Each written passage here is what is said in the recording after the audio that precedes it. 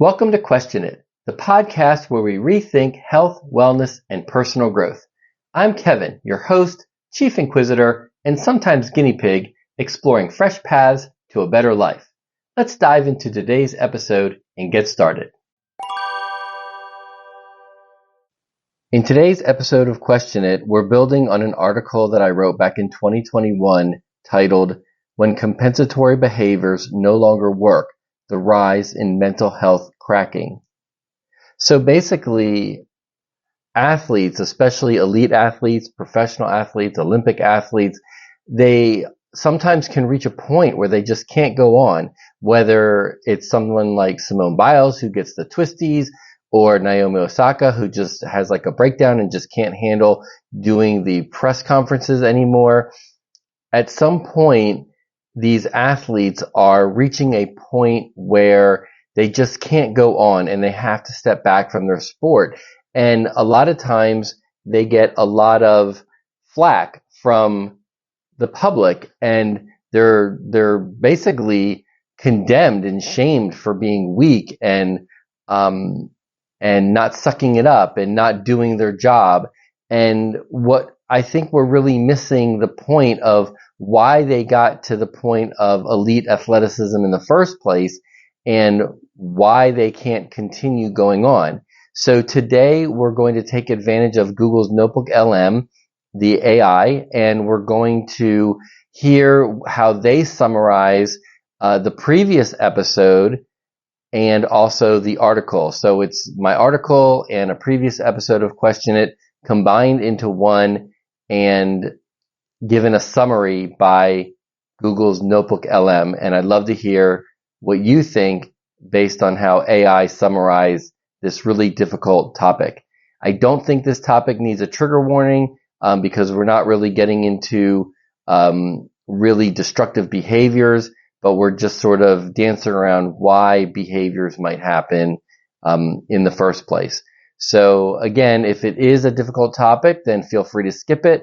But otherwise, I hope you'll give it a listen, and I'd love to hear what you think about it and how it resonates with you, if at all. Hey everyone, welcome back for another deep dive. And today we're going to be looking at something a little bit different. Yeah, we're going to be talking about human behavior. That's right. And we're actually going to be focusing on the work of Kevin Strauss, who is a human behavior expert. Yes, he is. And he hosts a podcast called Question It. That's right. And one of his recent episodes really got us thinking about the pressures that elite athletes face. Exactly. Like, Simone Biles, yeah, Naomi Osaka, of course, Tiger Woods, Michael Phelps. The list goes on and on. Right. And Strauss asks this really interesting question in this episode. Yeah. What is it about our society that puts so much emphasis on greatness and winning? Especially when it comes to professional sports. Yeah. Why is that such a big deal to us? And what's really fascinating is how Strauss connects this societal obsession to a very basic human need, which is the need for love. Unconditional love. Yeah, he actually argues that the pursuit of greatness that we see, especially with these athletes like Simone Biles and Naomi Osaka, right, might actually be a kind of compensatory behavior. Compensatory behavior. Okay, rooted in a deep need for unconditional love and belonging. So you're saying that these incredible athletes, these people who seem to have it all, might actually be driven by a lack of love. It's not quite that simple. Okay. Strauss isn't saying that parents don't love their children. Right. What he's really talking about is the way that love is communicated. Especially during those crucial early years of development. I see. So it's not about the quantity of love, but the quality of love. Yeah, the way it's expressed. How it's shown. Exactly. So think about it like this. You're in kindergarten. Okay, back to kindergarten. Yeah, you're in kindergarten. And little Sally, she colors within the lines. The teacher loves it. The teacher praises her. Sally, you're so good at coloring. Gold star. Right, but then you've got little Johnny over there. Who's scribbling all over the page. A little outside the lines. And maybe gets criticized for it. Oh, Johnny, why can't you stay inside the lines? Exactly. And it might seem harmless on the surface, right? It's just kindergarten. It's just kindergarten. It's just coloring. Right. But these seemingly small interactions can actually have a big impact. On how a child understands where their worth comes from. It's like they learn to associate love with performance. Yeah. If I do well, then I'm loved.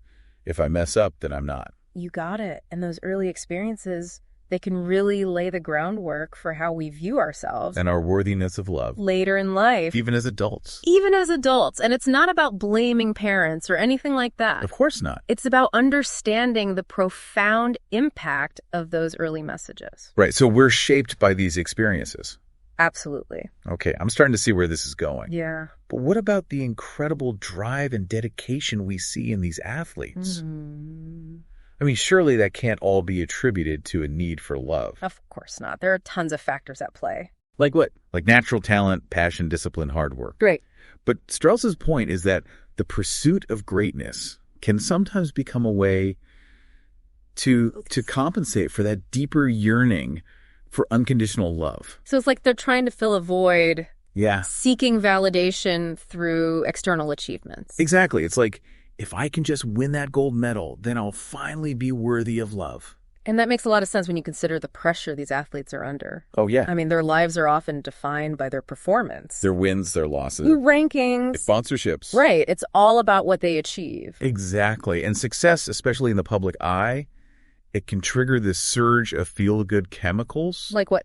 Like oxytocin. Oxytocin? Yeah, it's like a natural high. Interesting. And it reinforces that connection between achievement and feeling loved. So it becomes a cycle. Right. The more they achieve, the more they crave that feeling of validation, which drives them to achieve even more. Exactly. It's this complex interplay of factors. Yeah. Okay, so we've got this drive for greatness. We've got this need for love. Yeah. And it sounds like they can get really intertwined. They can. And to be clear, Strauss is very specific about the kind of love he's talking about. Oh, how so? He emphasizes that this isn't about self-love in the, kind of popular sense. Okay. It's about that deep need to receive unconditional love from the people closest to us.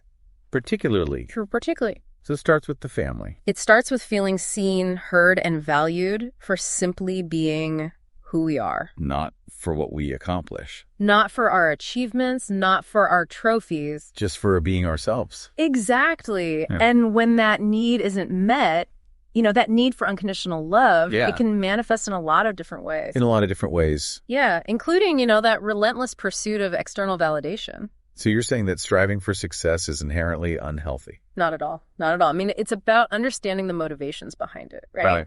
Are we pursuing these goals because they genuinely align with our values? With who we are? Yeah, with our passions. Or are we driven by this fear of not being enough? Of not measuring up. Unless we achieve a certain level of success. Unless we get that gold medal or exactly. that corner office, whatever it is. I think that's a question we all need to ask ourselves at some point. It really is. Yeah. But what happens when this pursuit of greatness becomes unsustainable? Mm-hmm. Right. You're seeing athletes like Simone Biles reach a breaking point. Yeah. Publicly acknowledging the immense pressure they face. It's important to remember that these breaking points, they're not signs of weakness. No. They're often moments of profound self-awareness. Oh, interesting. Yeah, where the individual recognizes that the cost of constantly striving for external validation. That cost? It's just too high. It's too much. It's like they're finally saying, I'm more than my achievements. I deserve to be loved and accepted for who I am. Exactly. Not just for what I do. It takes a lot of courage for someone like Simone Biles to step back from the world stage. It really does. And prioritize her mental health. Her well-being. Exactly. And it sends a powerful message. What kind of message? That our worthiness shouldn't be contingent on performance. On how well we perform. Yeah, on whether we win or lose. I see. Strauss uses this analogy that I find really interesting. Okay, what is it? He compares it to drug addicts who kind of age out of that lifestyle. Okay, sure. He's highlighting that at a certain point. Yeah. The constant pursuit of external validation. It gets to be too much. It becomes exhausting. You can't keep up that pace forever. It's like chasing a high that never truly satisfies. I see. And for some people, that realization leads to a turning point. To a change. A willingness to seek a different path. So what's the alternative then? Well, if we're not constantly striving to achieve, right. What does it look like to live a fulfilling life? Strauss believes it starts with cultivating a sense of inherent worthiness. Inherent worthiness. Yeah, recognizing that we are enough just as we are. Imperfections and all?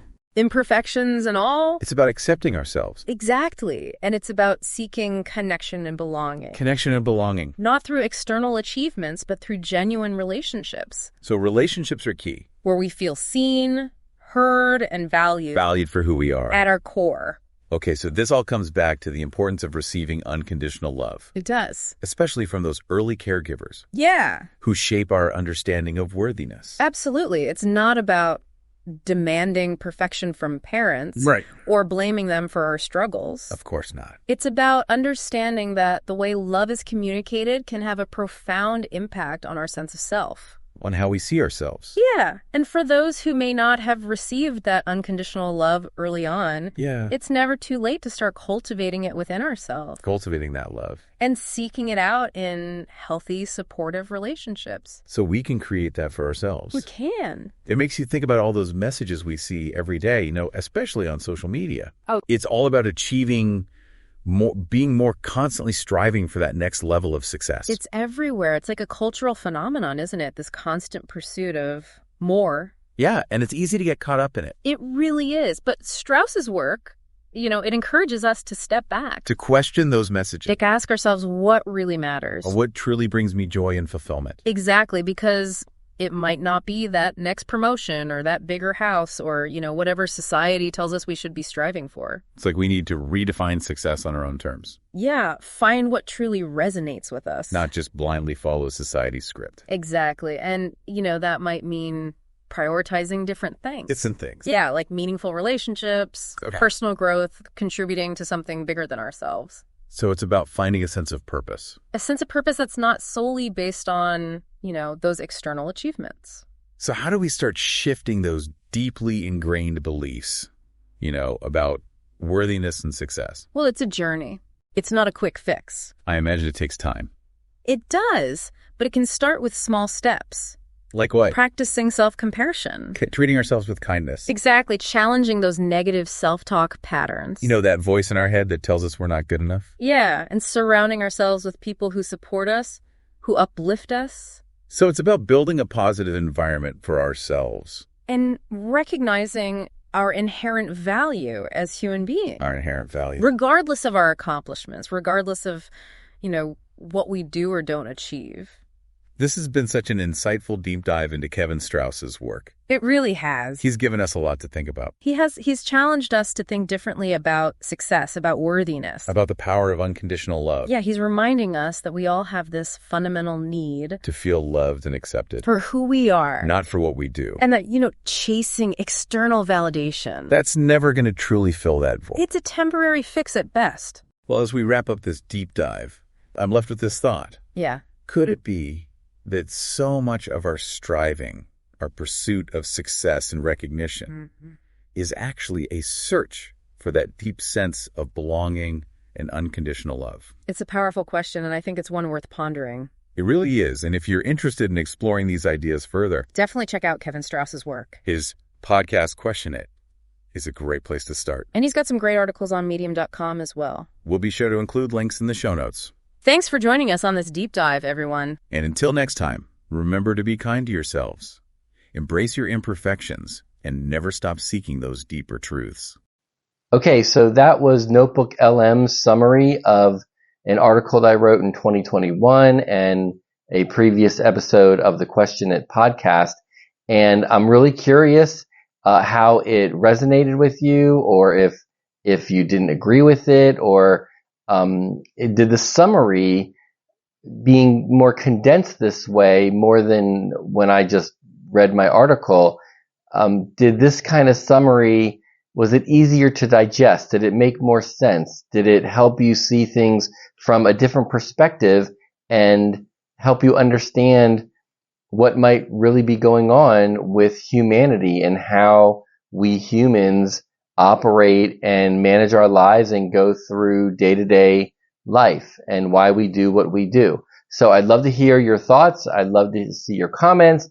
Let's continue the conversation, because I don't think that we'll ever really make progress as a species if we don't ask the tough questions and really dig into some of the more challenging behaviors, even if those behaviors or actions are celebrated and revered in society. Maybe there's another way of looking at it, and maybe we need to understand our true motivation, and that will all help us live easier and happier lives.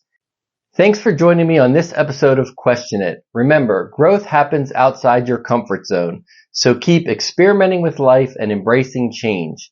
If you enjoyed this episode, please connect with me in the show notes, leave a 5-star review on the platform of your choice, and please join this episode's Uchi tribe to dig into deeper conversation with me and fellow listeners. Until next time, peace, love, and connect.